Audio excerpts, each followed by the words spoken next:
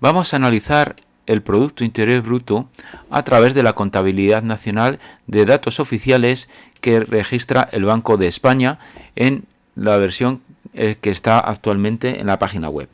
Como sabéis, el PIB es el conjunto de bienes y servicios que se producen en una economía determinada, por ejemplo, en este caso la española, en un año determinado, por ejemplo, en este caso el año 2014. Esos datos son los que se recogen en este documento. Datos que son reales. Estos datos están dados en millones de euros.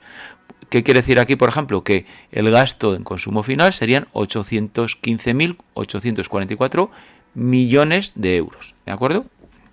Vamos a ver. El PIB puede calcularse de tres formas: por el método de la renta, por el método del valor añadido o por el método de gasto. Para nosotros, actualmente, vamos a utilizar el método del gasto. ¿Qué quiere decir? Que es esa producción, vamos a ver a qué se destina, en qué lo utilizan los agentes económicos. Tenemos aquí estos datos, son datos brutos, es la cantidad total, a eso se refiere con datos brutos, la cantidad total que los hogares, por ejemplo, en este caso, el consumo total, el gasto que los hogares, que las familias, es lo mismo, realizaron en el año 2014. Como vemos, se gastaron, o nos gastamos, 601.586 millones de euros. Esto es bruto. El gasto que pone en consumo final de las administraciones públicas es lo que en la ecuación denominamos gasto, pero es el consumo que han hecho las administraciones públicas, el Estado. El Estado realiza una serie de gastos, igual que las familias, pues se han gastado ese dinero. Es lo que en la ecuación denominamos gasto. En la ecuación tenemos también la inversión. La inversión en contabilidad nacional no se llama inversión tal cual, le llaman formación bruta de capital, pero es exactamente lo mismo. Para nosotros es la inversión, que sería esta cifra, ¿vale? Las he puesto en esta columna simplemente para resaltar, pero son las mismas cifras, como veis. Todo esto, el consumo, el gasto y la inversión, son lo que se denomina la demanda nacional. Esto es lo que los nacionales gastamos en productos nacionales. Pero claro, tenemos una serie de gastos que nosotros realizamos en productos no nacionales, que son las importaciones. Nosotros gastamos dinero de productos que se hacen fuera y a la vez producimos bienes que no consumimos.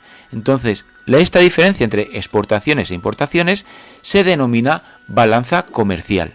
¿De acuerdo? La balanza comercial, si la tenemos en cuenta, que son las exportaciones menos las importaciones, ¿veis? Nos sale que son 31.987 millones de euros a nuestro favor. ¿Por qué? Porque hemos exportado más de lo que hemos importado. Por eso sale un número positivo. Y esto es una balanza comercial positiva. Vale, todo esto son números totales. Pero claro, lo que yo quiero saber, lo que nos interesa en economía, es saber el peso relativo, el porcentaje que es ese consumo respecto al total. ¿Cuál es el total? El total del PIB en el 2014 fueron 1.032.608 millones de euros. Esa es la cantidad bruta. Pero claro, yo quiero saber 601.586 millones de euros. Es mucho dinero, pero respecto a ese PIB, ¿qué porcentaje pertenece? ¿Qué porcentaje es? Bueno, pues si hacemos un simple cálculo matemático, como veis aquí, lo que hacemos es dividir el consumo entre el PIB total y lo divido por 100. ¿Para qué? Para obtener un porcentaje. ¿De acuerdo? Veis, aquí es el porcentaje de consumo respecto al PIB total. Y me sale que es un 58,26%. Gasto. El gasto que han hecho las administraciones públicas, el Estado, el consumo que ha hecho el Estado, todo eso lo mismo, es un 19,67%. Y la inversión o formación bruta de capital, en la inversión es casi un 18%. ¿Respecto a qué? Respecto al PIB. ¿Qué quiere decir? Que de todos los bienes y servicios que hemos producido en el país, el 17,77% se ha destinado a inversión. El 19,67% se ha destinado a gasto público y el 58,26% se ha destinado a el consumo de las familias, de los hogares. Luego solo un pequeño porcentaje, el 3%, es lo que corresponde a la balanza comercial.